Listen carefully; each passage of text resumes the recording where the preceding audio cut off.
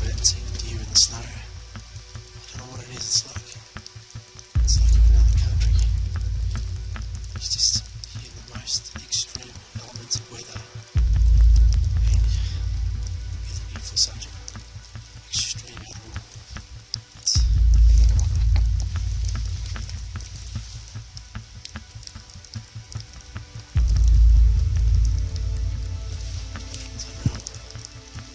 It's just unreal.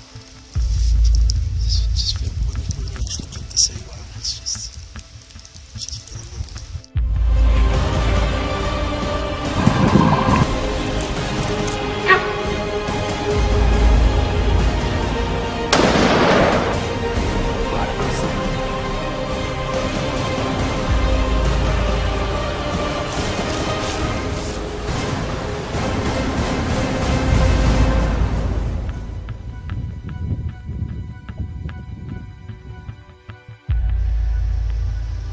With winter fully set in, and as keen hunters, we are always wondering where to go next.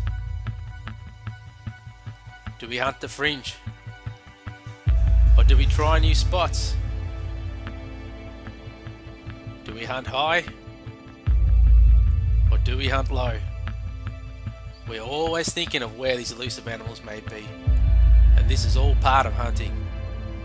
With 4 days off work, I decided to head into the mountains with a bit of variation in hunting techniques. This time, I would hunt high and hunt low. So I see another deer in the snow. Last year was up this way. Different place than this. It's beautiful. Sensational. Clear day though. Today's almost looks like it's going to rain. A little bit of blue sky. Start of July. It's probably the coldest time of year right now. It's hard to predict what the deer are doing, especially in the snow.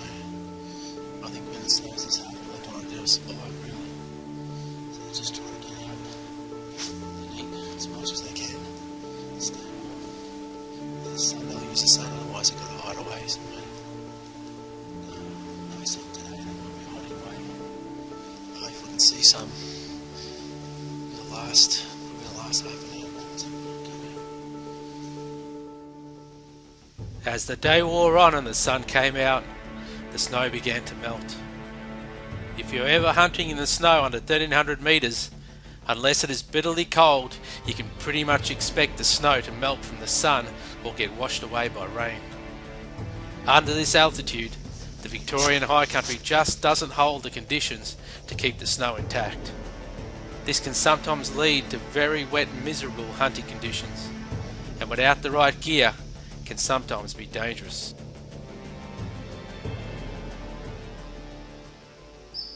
Further down the track I stopped a glass ahead, when suddenly, to my left, a bird was sounding the alarm signal of an intruder in the area. I was not sure if it was me it was carrying on about, but I had to check it out.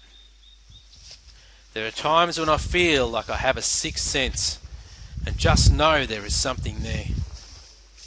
On this occasion, I wish I'd left the camera on.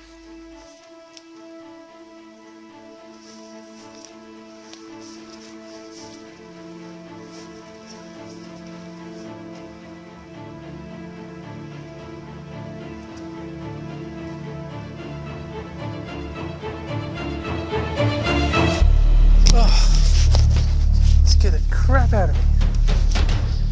Are we on? Just walked up to this log. Just want to turn the camera off. This thing just gets up there and bolts straight past me. It was a bloody emu. Massive emu. Just got to run straight past me. Well, why didn't he run that way? Just run straight past me past here. Look, what the hell? Scared the absolute crap out of me. It's not ready for that. I heard the birds making noise over here, so I came over and had a look. That was funny. I've never had that happen to me before, that's for sure. Emus everywhere, eh? Even up in the snow.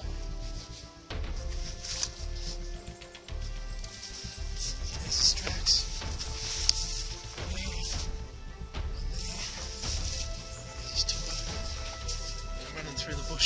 past me over there. I've got to tell you, that is definitely the biggest animal I have ever seen. He was huge. He was like up there. And the greyest enemy I've ever seen. Fully coloured grey. I don't know if it's snow or what. I don't think so. He was grey out. That's the funniest thing I think that's happened to me in the bush.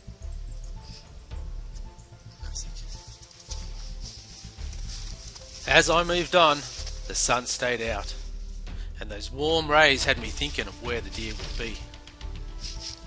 With a day like today and not much wind, I had a pretty good idea where to find them. It's very hard not to make noise when hunting in the snow. You really have to pick your days and make it work to your advantage. When the snow is loud underfoot, it is better to walk the snow line and try to avoid it. The deer will hear you coming a mile away.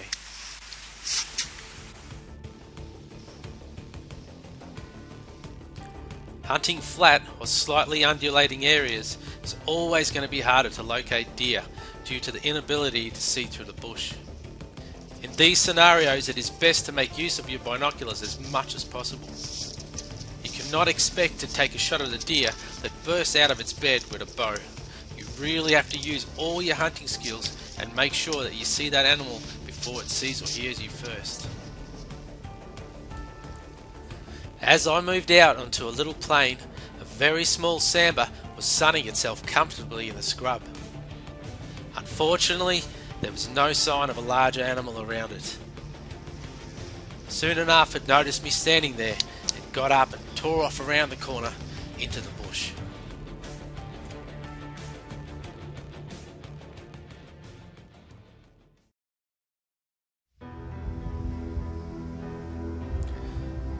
As the day wore on, I decided to look for more tracks. I headed up higher to where the snow was about 20 centimeters deep and unfortunately got busted by a deer. The loud honk in the calm conditions sent shivers up my spine as I hit the deck hoping that it would remain close. But it was spooked and it took off. And all that I saw was a wombat.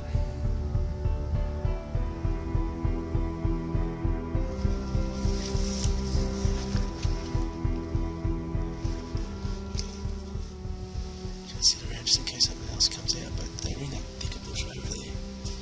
Spew, and that's pretty much scared everything out of the area.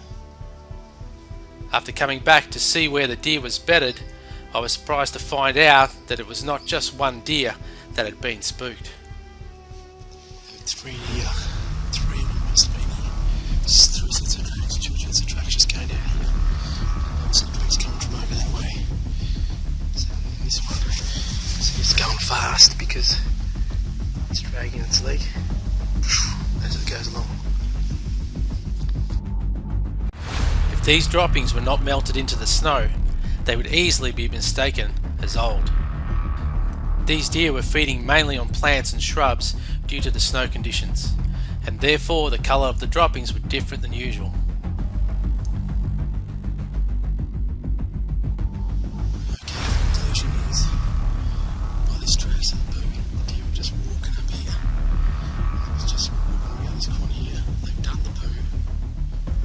Seeing me, they've come up to there, and then they've seen me and they bolted back this way and straight down here.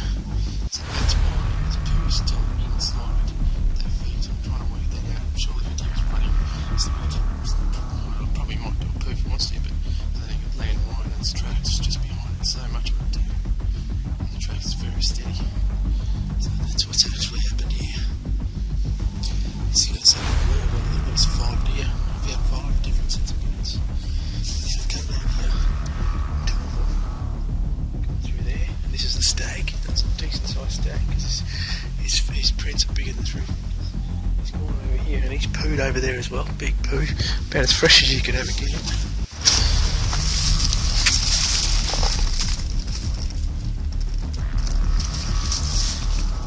And he's gone down there as well.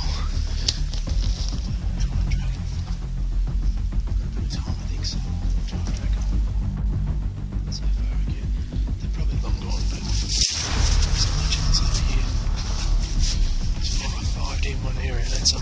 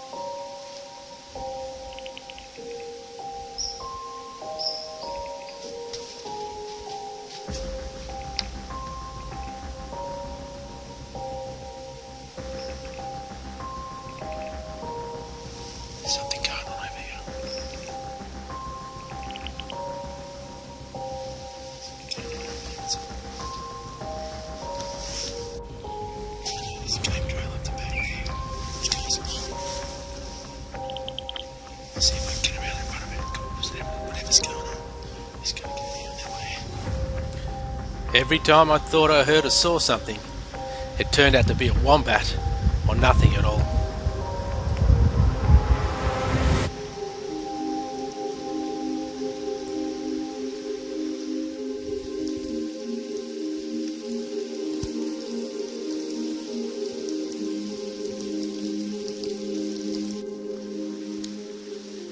It's raining heavy.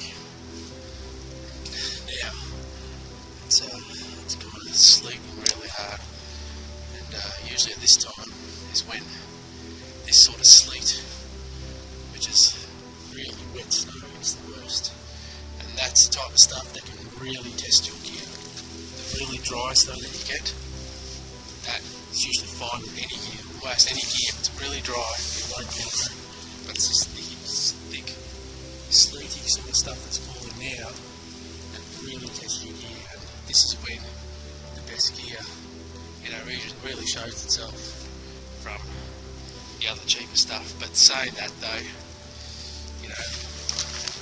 sometimes even the cheapest gear, good old poncho, at least covers the backpack, covers the bow, covers everything, and there's no way water's getting through it because it's just solid rubbery plastic compared to probably what you'd need for this sort of stuff is a $300+ jacket.